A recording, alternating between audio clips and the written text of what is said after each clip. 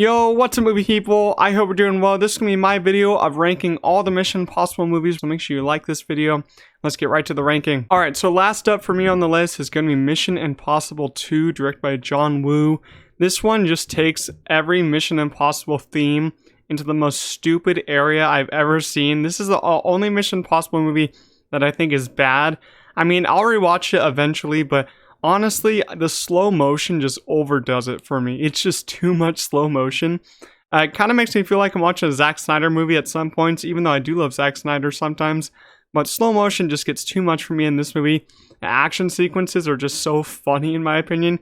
And I think the writing is just not good at all. The writing along this movie just doesn't make much sense. And I think that the overall last 30 minutes is just filled with maybe 15 minutes of slow motion. So overall, it's just not a good movie, and I do not like it. But next up is the first Mission Impossible. This one I think is pretty much a classic. It's going to be a cult classic in a while. It's actually really good. You know, I think this one's actually pretty underrated. Kind of feels more like a noir spy movie than actual Mission Impossible movie that we have now. Also feels like more of a James Bond movie than a full-on action movie because there's more mystery stakes to it. I really enjoy the train sequence at the end, even though it's kind of a CGI fest and they couldn't really do much about it. Honestly, Ethan Hunt's character in this one is really cool. He shows the sleight of hand feature that we now see in Dead Reckoning. And I do have a fun time with it because it's an older film, you know, it has that grain to it. And it just makes you feel like you're in the olden times. And the sequence when he's hanging down from the roof is actually really good. One of the better action scenes in the franchise, so it's a really good movie. Next up, we have Mission Impossible 3. This one's directed by J.J. Abrams. He did one film.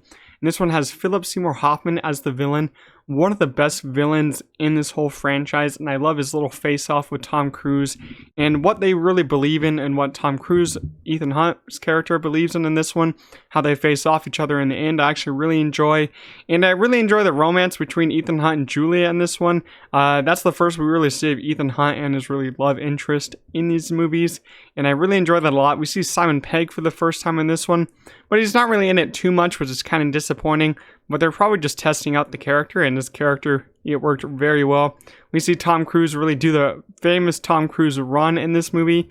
So it's a really just fun experience, and it really takes it into a more darker tone than the last two. And I really did appreciate that. And Philip Seymour Hoffman, rest in peace to him. He's the best part of this movie. Next up, though, is Mission Impossible Ghost Protocol. Brad Bird directed this one. He also only directed this one.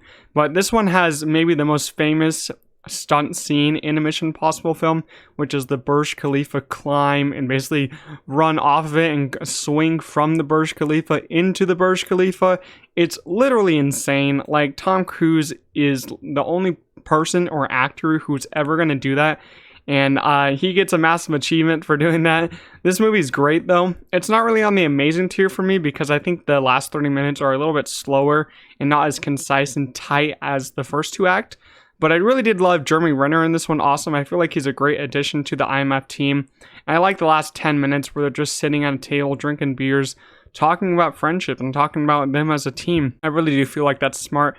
And I liked how the end scene when Tom just disappears because he's the ghost. He's the ghost in the Ghost Protocol. So it's a great movie. But third place for me goes Mission Impossible Rogue Nation. This is the first one directed by Christopher McQuarrie, who's done all of them. He's going to finish the franchise.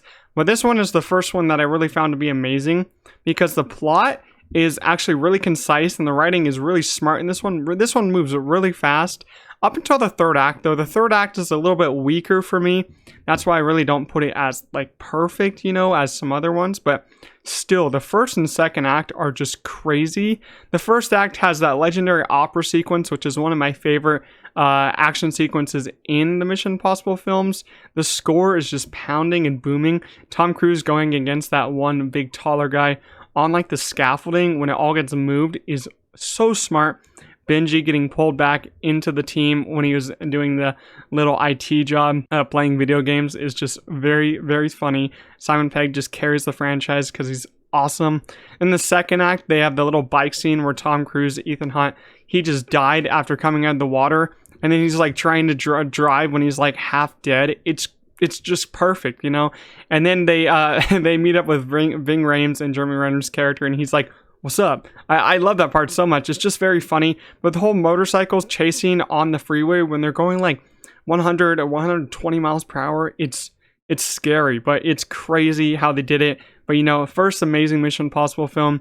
Second place goes to Mission Impossible Dead Reckoning Part 1. Seen it 3 times. I hope to go another 2 times. But this one gets better on rewatch for me. Every single time I see it, it's at a 4.5 for me, but I'm so close to putting it at a 5 out of 5 because it's just a goddamn fun experience. It's probably my favorite movie experience of the year. And the third act goes down as one of my favorite third acts in an action film of all time. The train sequence is an all-timer for an action film. If you've seen it, you know what I mean when they're literally hanging upside down in a train. And one of my favorite parts of this film is Pom Klementieff from Guardians of the Galaxy. She takes on the role of a villain in this movie, kind of a silent assassin. She's perfect. She's literally perfect in this film. The costume design for everyone, it's literally insane. I hope the costumes are as good in part 2 as in part 1 because I love the costumes. But Hayley Atwell also is excellent. She's really more of a humorous type character in this one. And I love what they did with her character by the end. And Tom Cruise, though, he carries the film on his back. He's the movie star. He brings everyone to the movie theater. He makes you feel like you're literally in the movie, and he makes you feel like you're in the experience, which I really do appreciate about his acting. And he actually had some great acting in this one. His facial expressions in this one really did take a step up from the last one, which I did appreciate from him. You know, sometimes he gets nicks about his acting. A lot of people don't like his acting, but I feel like he really showed some strong acting here.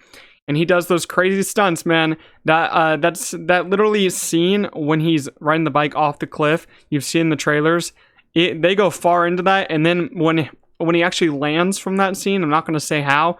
It's a crazy landing. And then they have the drone chase in the car. Some of my favorite action sequences in the whole franchise, and I cannot wait what Tom Cruise and Christopher McQuarrie do with part 2 because it could be one of the greatest action films of all time. But first place for me is Mission Impossible Fallout, my favorite action film of all time.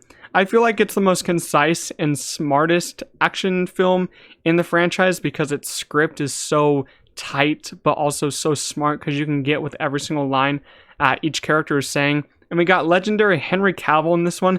The face-off between Henry Cavill and Tom Cruise on the mountain at the end of the film is just amazing. It's just crazy how they pulled it off. And I'm actually happy we got Henry Cavill with the mustache in this one more than Justice League because he was better in this than he was in Justice League. This one holds one of my favorite action scenes, which is the bathroom fight when Henry Cavill and Tom Cruise are going against that one guy and they both get beat down by the one guy. It's amazing. And then the twist where Henry Cavill is the villain, I didn't see it coming when I first watched it, but I think that's a great twist. But overall, it's an amazing film. My favorite action film, I don't know if anything will beat it. Maybe Dead Reckoning Part 2. I hope it will because I'm always hoping for another amazing action film. But that's my complete ranking of all the Mission Impossible films. I hope you guys enjoyed. Leave your ranking down below and make sure to leave a like, and I'll see you guys in the next one. Peace out.